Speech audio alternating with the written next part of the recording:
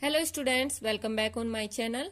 आज का ये वीडियो उन सभी स्टूडेंट्स के लिए है जो कि बोर्ड एग्जाम्स देने वाले हैं। So let's watch the video till the end. सबसे पहले आप जैसा अपने बोर्ड एग्जाम देने वाले हैं तो आप अपनी स्टेशनरी जो भी आपको पेन पेंसिल चाहिए होगी, एडमिट कार्ड, आईडी कार्ड, आधार कार्ड, इन सबको पहले से ही रेडी कर लीजिए जिससे आपको एग्जाम डे वाले दिन इन सब के लिए कोई प्रॉब्लम ना हो।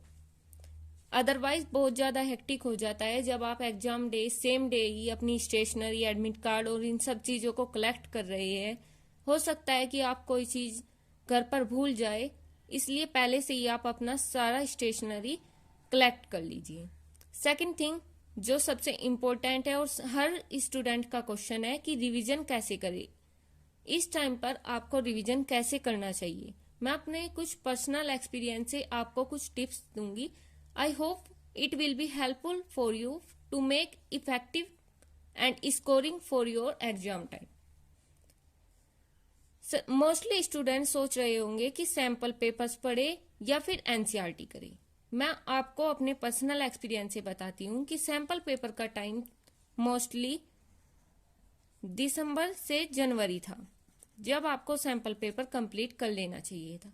अभी आपका फोकस होना चाहिए एनसीईआरटी पर, क्योंकि 10th और 12th का मोस्टली पेपर एनसीईआरटी से ही आता है।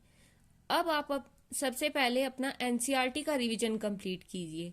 एनसीईआरटी का रिवीजन आप 1 से 2 या 3 दिन में कंप्लीटली फिनिश कर लीजिए, जहां पर आपको इम्पोर्टेंट डेफिनेशन, फॉर्मूलाज और जो स्टार क्वेश्चंस आपने किए हैं वे सब रिवाइज करने होंगे।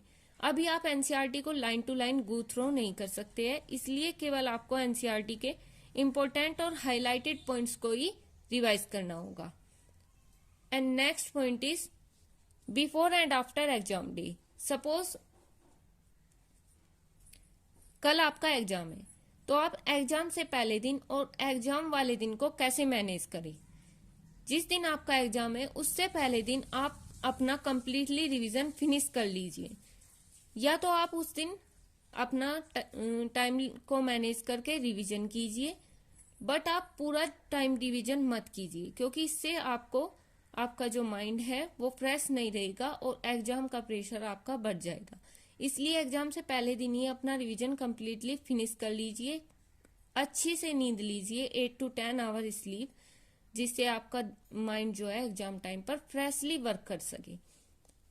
और आप एक और टिप्स मैं आपको देना चाहूंगी, क्या कर सकते हैं कि एग्जाम से पहले दिन आप 3 आवर का अपना शेड्यूल बनाइए। जिस टाइम आपका एग्जाम है उन्हीं 3 आवर्स का शेड्यूल बनाकर कोई भी प्रीवियस ईयर पेपर ले सकते हैं आप, पीवाईक्यू, या फिर न्यूज़पेपर में जो पेपर आता है आपका वो ले सकते हैं। उसको आप बैठकर 3 घंटे में सोल्व कीजिए और अपना टाइम को डिवाइड कर दीजिए कि कितने टाइम में आपको कितना सेक्शन करना है। और उसमें आप एक काम और ऐड कर सकते हैं कि आप जैसे 3 आवर का पेपर होता है तो आप कोशिश करिए कि 2:30 आवर में आप उसको कंप्लीट कर सके। अगर आप ऐसा कर पा रहे हैं तो सेम शेड्यूल आपका एग्जाम डे वाले दिन भी रहेगा। फिर आप लास्ट के 30 मिनट्स को अपना पेपर रिव्यू देने में निकाल सकते हैं। ये टिप आपके लिए सबसे ज्यादा हेल्पफुल होगी थ्योरेटिकल पेपर में, लाइक इंग्लिश एंड हिंदी।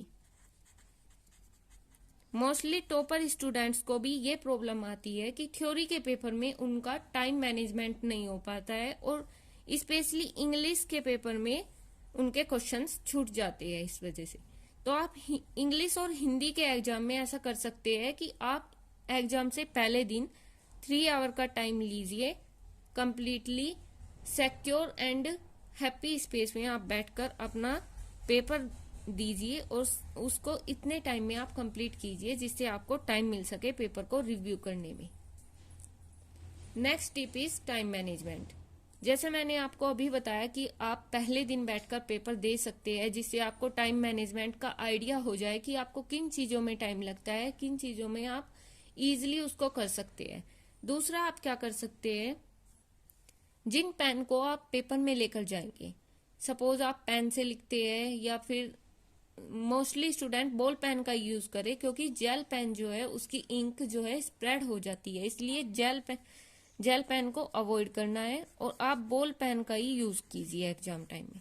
तो जिस पेन से आप पेपर में वर्क करने वाले हैं उसी पेन से आप रिवाइज करके देखिए, उस पेन को यूज कीजिए जिससे आपकी उस पर स्पीड मेंटेन हो जाए। फिर आप अपने एग्जाम से पहले दिन ही बैठकर सोच लीजिए कि कितना टाइम आप किस सेक्शन को देंगे, जिससे आपका पेपर जो है टाइम पर कवर हो जाए, टाइम पर आप पूरे क्वेश्चन पेपर को सोल्व कर सके। Next tip is tip to score more, how you can score more marks in your question paper और द एग्जाम। सबसे पहले आपको अपनी राइटिंग को नीट एंड क्लीन रखना होगा। एक और क्वेश्चन रहता है स्टूडेंट्स का कि अगर कोई क्वेश्चन गलत हो जाए, सपोज आपने कोई लाइन या कोई क्वेश्चन रॉन्ग कर दिया है, तो आप ऐसे कोई क्रॉस मार्क लगा दीजिए उस क्वेश्चन से पहले और उसके नीचे उसका आंसर दोबारा से कर दीजिए। अगर आप ऐसे कट करते हैं पूरे क्वेश्चन को तो ये आपकी कॉपी का एक बैड लुक दिखाता है, इसलिए आप क्वेश्चन के कॉर्नर में एक ऐसे छोटा क्रॉस मार्क लगाकर उस क्वेश्चन को दोबारा से लिख सकते हैं। नेक्स्ट थिंग इज आप अपनी राइटिंग को नीट क्लीन रखिए। कोशिश करिए जो क्वेश्चंस आपको आते हैं सबसे पहले आप उनको करें, जो क्वेश्चंस आपको आते हैं उनको स्टार्टिंग में कीजिए। फिर जो क्वेश्चंस आपको नहीं आते हैं उनको आप मिड में कर सकते हैं, कॉपी के मिड में उन क्वेश्चंस को ले लीजिए। फिर जो आपसे और अच्छे से आते हैं उनको लास्ट में कर लीजिए। ऐसे आप अपने पेपर को डिवाइड कर सकते हैं।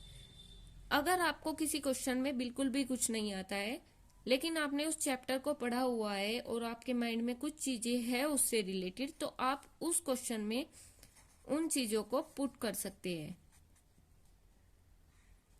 आप इससे भी स्कोर कर सकते हैं मार्क्स, और ये और ज्यादा डिपेंड करता है कि आप कितने इफेक्टिवली इन चीजों को पुट करते हैं। Thank you for watching the video.